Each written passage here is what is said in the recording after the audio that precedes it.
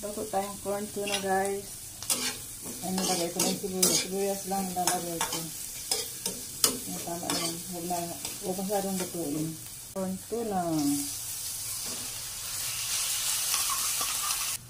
Kailangan talaga pag nakalata, lutuin natin.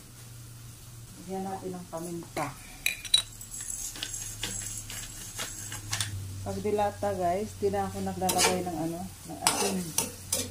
Natural nyo lang na alat. Kasi may preservative na ito siya eh. Pwede na kailangan lagyan ng asin. Pero na lang kung sabawan mo siya, lagyan mo ng maraming gulay. Pwede mo siyang lagyan ng asin. Pero ganito lang. Hindi na kailangan. Tapos itlog.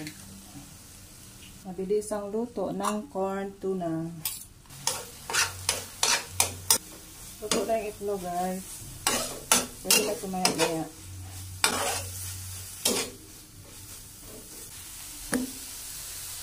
Yan na siya, guys. Luto na yan. Okay na yan para sa akin. Patayin na siya, guys. Pwede na.